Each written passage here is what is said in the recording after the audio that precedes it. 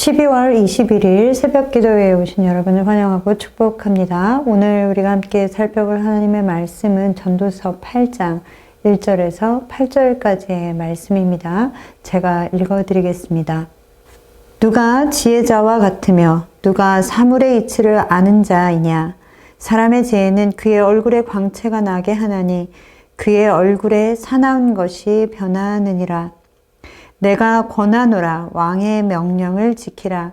이미 하나님을 가리켜 맹세하였음이니라.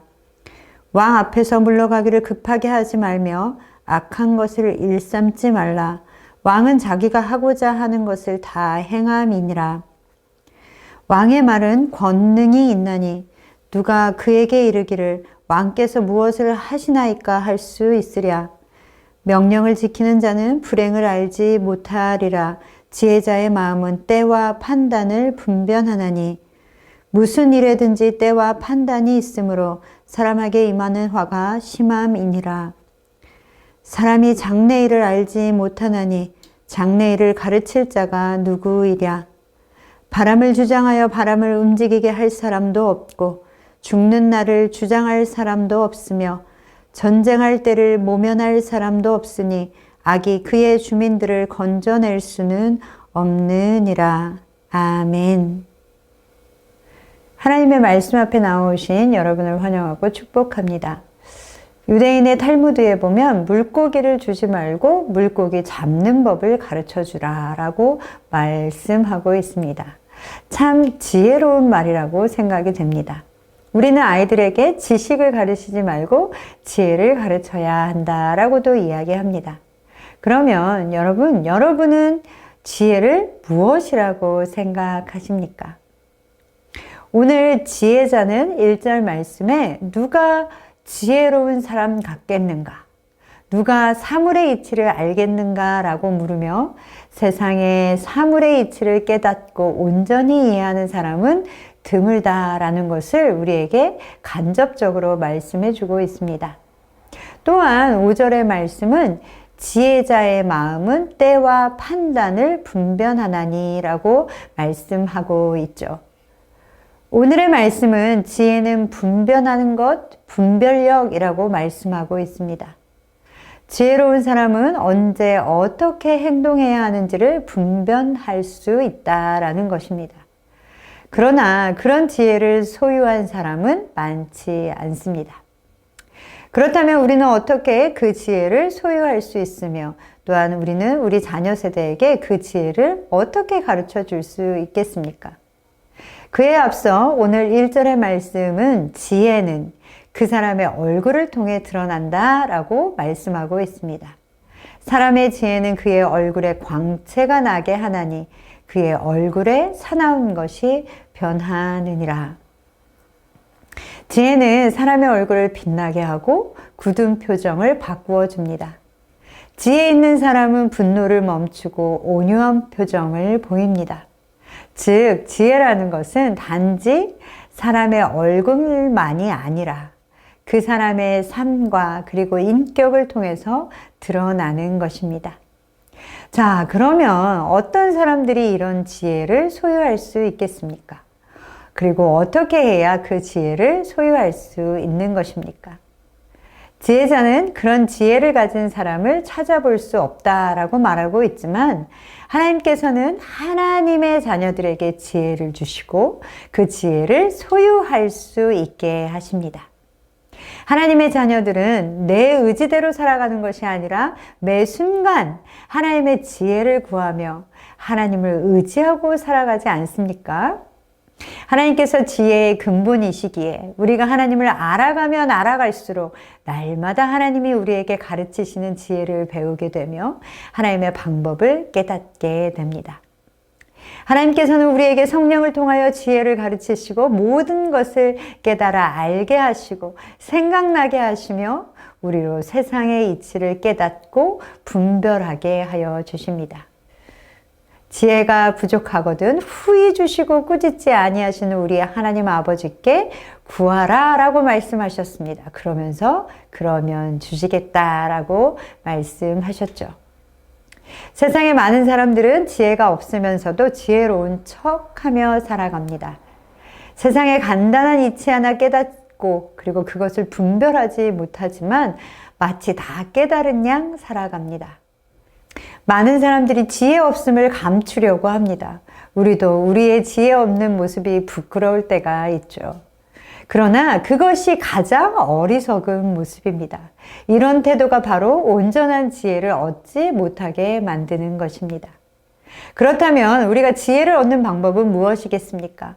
역설적이지만 우리에게는 세상의 지혜가 아니라 하나님이 주시는 온전한 지혜가 없음을 인정하는 것입니다.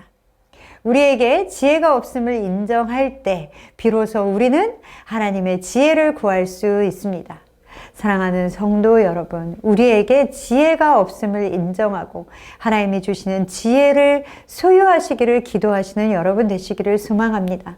하나님 저를 가르치시고 저를 인도하시며 날마다 제가 예수 그리스도를 닮아가게 하옵소서. 제 인격이 그리고 저의 얼굴이 예수 그리스도를 닮아가게 하소서. 이것이 우리의 기도가 되어야 할 것입니다. 사랑하는 성도 여러분, 온전한 지혜는 우리의 삶의 방향과 그리고 인격을 변화시킵니다. 날마다 예수 그리스도께 배움으로 우리의 인격이 주님을 닮아가며 우리의 삶의 방향이 하나님이 기뻐하시는 방향으로 나아가기를 소망합니다. 이것이 지혜를 소유한 사람의 삶의 모습입니다. 그리고 이어 지혜자는 우리에게 권위에 순종하는 지혜에 관하여 말씀하여 주십니다.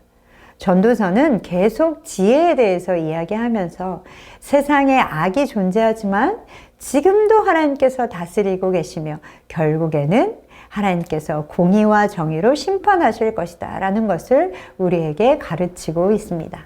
왜냐하면 우리는 그 악이 존재하는 세상에 살아가고 있기 때문에 그렇습니다. 악한 권세가 존재하고 악이 권세를 잡고 있는 듯한 이 세상에서 살아가기 위해서는 지혜가 필요하다라고 말씀하시는 것이죠. 우리는 세상의 권세에 굴복하며 타협하고 또한 그 주류에 편승할 필요가 없습니다. 또한 그렇다고 세상의 권세를 무조건적으로 부정하고 대적할 필요도 없습니다. 하나님께서는 그건 모두 지혜롭지 못하다라고 말씀하십니다. 우리에게 하나님이 주시는 지혜는 세상이 비록 그렇다 할지라도 하나님은 악한 권세들까지도 사용하셔서 온 세상을 다스린다. 그리고 심판하실 것이다 라는 것입니다. 하나님이 지금 당장 심판하시는 것이 아니시기에 우리는 낙심할 수 있습니다. 그러나 우리에게 이 지혜가 있다면 낙심할 필요가 없습니다. 하나님의 방법은 지금 당장 가라지를 뽑지 않으시고 악할지라도 기다리시는 것이 하나님의 방법입니다. 하나님의 방법을 신뢰하심으로 인내하시는 여러분 되시기를 소망합니다. 오늘 본문 2절의 말씀은 먼저 우리에게 이렇게 말씀하여 줍니다. 내가 권하노라 왕의 명령을 지키라 이미 하나님을 가리켜 맹세하였음이니라. 아멘. 또한 5절의 말씀은 이렇게 말씀합니다. 명령을 지키는 자는 불행을 알지 못하리라. 지혜자의 마음은 때와 판단을 분별하나니. 이스라엘 백성들에게 있어서 왕은 하나님께서 세우신 권위자였습니다. 왕들 중에는 하나님을 경외하는 왕들도 있었지만 하나님을 대적하고 불의한 왕도 있었을 것입니다. 그러나 왕의 명령을 지키라고 말씀하셨습니다. 사랑하는 성도 여러분, 우리는 하나님이 세우신 권위자에 대하여 그 권위를 인정하고 그러나 하나님의 뜻 안에서 순종해야 합니다. 이것이 오늘 이 세상을 살아가는 우리에게 주시는 지혜입니다.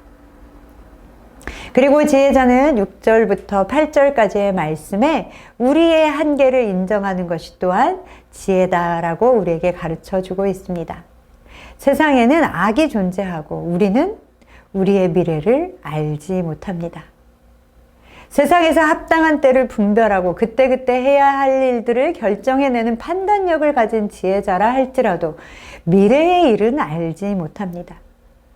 미래의 영역은 한 번도 인간이 정복한 적이 없습니다. 그것은 하나님의 영역이기 때문에 그렇습니다. 우리는 먼 미래는커녕 지금 문을 열고 집을 나서면서 벌어질 일도 알 수 없습니다.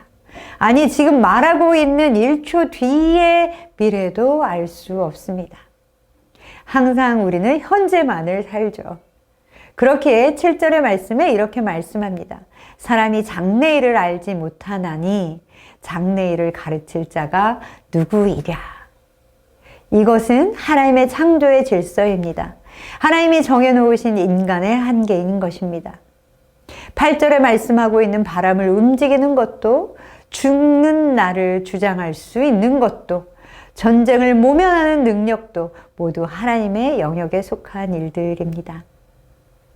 앞에서 왕의 명령에 순종하라라고 하신 하나님이 권위를 부여하여서 세우신 왕도 그것은 알 수 없습니다.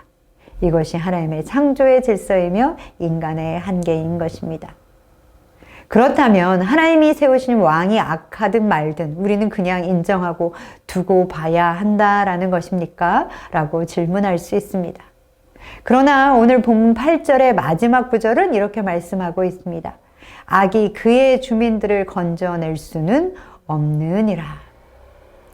악이 그의 주민들을 건져낼 수 없느니라 라는 말씀은 악조차도 악에 내던져진 사람들을 건져내지는 못한다라는 말씀인 것입니다. 악을 행하는 자들이 흥왕하는 것처럼 보일지라도 결국은 멸망할 것이다 라는 것이죠.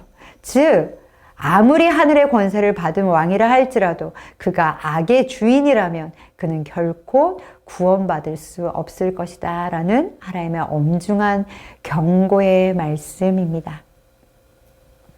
하나님이 말씀하신 권위자를 인정하다라는 것은 악을 그냥 두고 보시겠다라는 것이 아닙니다. 사랑하는 성도 여러분, 하나님의 백성과 하나님을 알지 못하는 사람의 가장 중요한 차이점 중에 하나가 바로 겸손입니다. 하나님을 알지 못하는 사람들은 하나님의 큰 지혜와 능력을 인정하지 않기에 알 수 없는 미래가 불안하고 그 미래를 바꾸지 못해 현재를 불평하면서 살아갑니다. 그리고 언제나 불안정하고 두려움이 있죠. 그러나 하나님의 백성들은 미래와 현재 모두가 하나님의 다스림 안에 있음을 알기에 불안해하지 않고 불평하지도 않으며 담대하게 이 세상을 살아갈 수 있는 것입니다. 이것이 인간의 한계를 알고 하나님의 다스림 앞에 겸손한 사람들의 모습일 것입니다. 겸손은 사람 앞에서만 필요한 것이 아닙니다. 예수님도 겸손히 하나님의 뜻에 순종하여 이 땅 가운데 연약한 육체로 가장 유약한 어린아이로 오셨습니다. 우리는 우리의 미래를 알 수 없으며 현재의 상황도 내 마음대로 바꿀 수는 없습니다. 우리의 연약함과 한계를 알아 겸손히 주님을 의지하는 것, 이것이 한계를 가지고 이 세상을 살아가는 우리에게 말씀하시는 지혜인 것입니다. 오늘도 하나님의 지혜를 배우시는 날 되시기를 소망합니다. 그 지혜로 인하여 이 세상을 담대하게 살아가시는 여러분 되시기를 소망합니다.